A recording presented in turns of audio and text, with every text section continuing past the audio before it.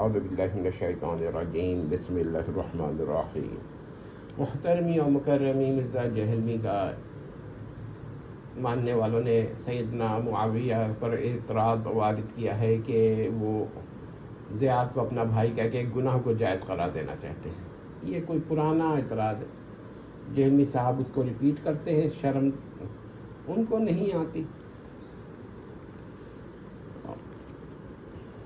اب دیکھیں مسئلہ کیا ہے کہ اسلام میں ایک شخص دو شخص کافر ہے، ایک مرد ایک عورت، وہ نکاح کرتے ہیں اور وہ نکاح اپنے مذہب پہ کرتے ہیں، بت کے سامنے کریں، شرک کریں، کفر کریں، کسی بھی طریقے سے، مگر اس مذہب میں نکاح اور زنا کا فرق موجود ہے۔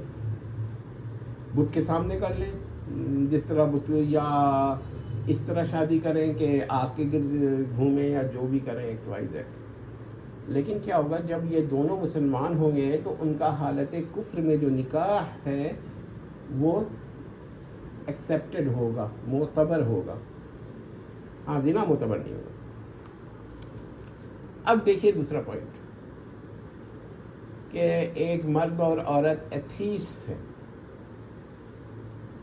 خدا کو ہی نہیں مانتے، لیکن ایتھیزم میں بھی شادی اور زنا کا فرق کچھ نہ کچھ موجود ہے۔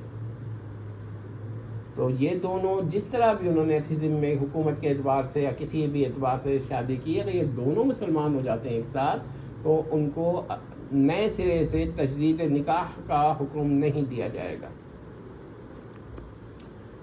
اب یہاں پر ایک مسئلہ ہوتا ہے کہ فرض کیجئے کہ ایک آدمی نے اپنے اسلام نہیں لایا تھا اور اس کی بیوی بھی غیر مسلم تھی، وہ بھی غیر مسلم تھا، اور انہوں نے اپنے مذہب کے مطابق نکاح کر لیا، شادی کر لی، پھر وہ دونوں الگ ہو گئے۔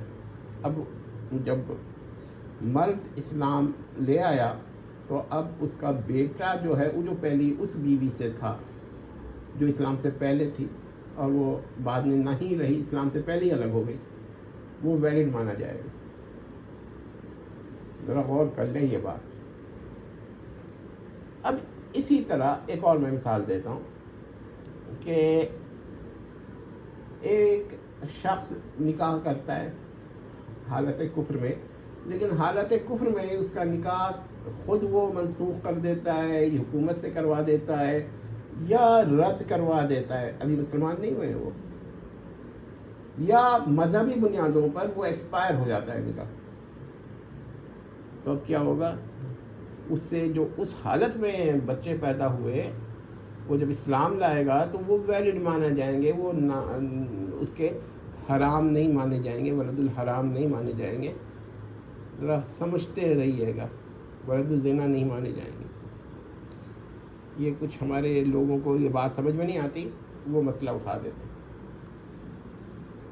اب یہاں پر یہ میں نے یہ بات بتا دی، اب یہاں پر ایک دو باتیں میں اور بھی بتا دوں کہ اگر مسلمان مرد اور عورت ایک ساتھ مرتد ہو جاتے یا اسلام کے علاوہ کوئی اور مذہب اختیار کر لیتے ہیں، بعد میں جب دونوں ساتھ مسلمان ہوں گے تو اجتہاد غالب جو اہل، یہ اس میں کئی اقوال ہو سکتے ہیں لیکن ہماری تحقیق یہی ہے کہ ان کو نکاح پڑھانے کی دوبارہ ضرورت نہیں ہوگی۔ لیکن ہو سکتا ہے جہلمی صاحب کے نزدیک ہو، وہ ان کا اپنا موقف ہے، ہمارا موقف یہ ہے کہ ہم نے بیان کر دیا۔ تو کیا یہ کوئی ان میں سے ایک کو کہہ دے یہ حرام کو حلال کر رہے ہیں اور حلال کو حرام کر رہے ہیں؟ ایسا موقف نہیں ہے، یہ تو بہت ہی زیادہ شدت پسندی کی بات ہے اور یہی چیز خارجیت ہے۔ اب ایک مثال میں آپ کو اور دیتا ہوں، ہو سکتا ہے کہ آپ کو سمجھ میں آ جائے۔ دیکھیے حضرت معاویہ کے جو والد حضرت ابو سفیان رضی اللہ تعالی عنہ ہیں، انہوں نے اسلام لانے سے پہلے جب وہ غیر مسلم تھے تو ایک خاتون سے ایک شادی کی جو اسلام میں نہیں جائز، لیکن اس غیر اسلام میں مشرکین مکہ کے عقائد کے مطابق وہ ایکسیپٹڈ تھی، اسے زنا نہیں مانا جاتا تھا۔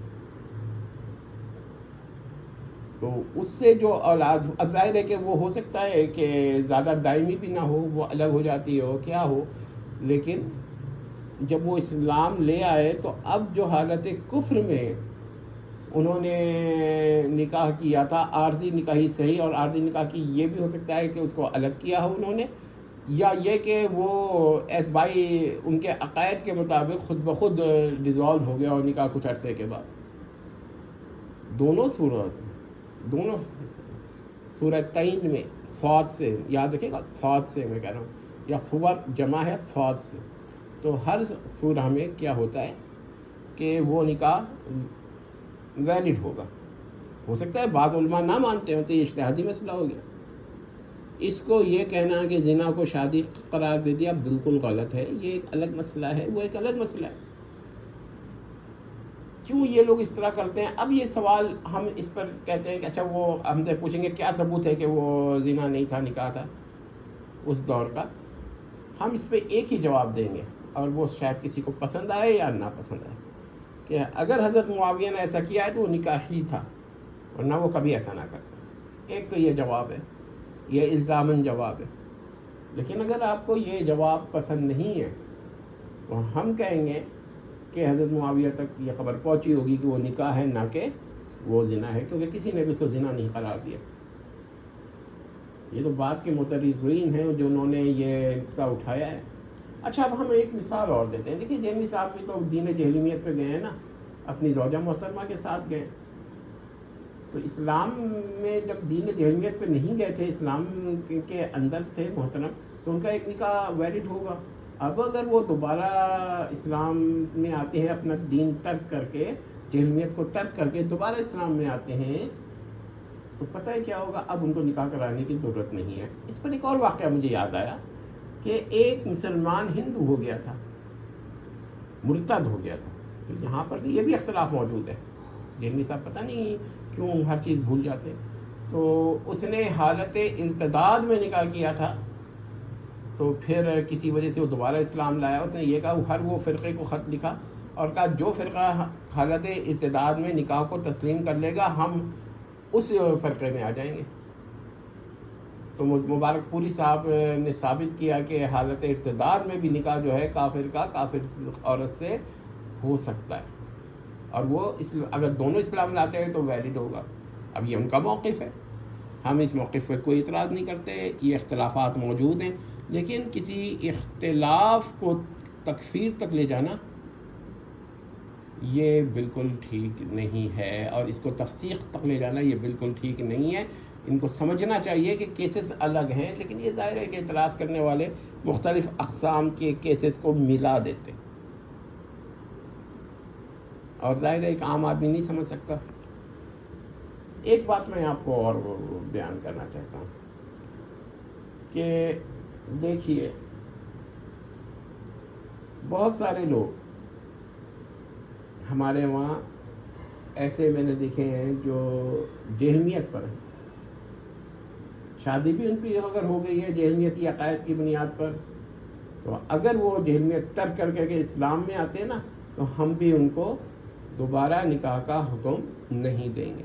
والسلام تم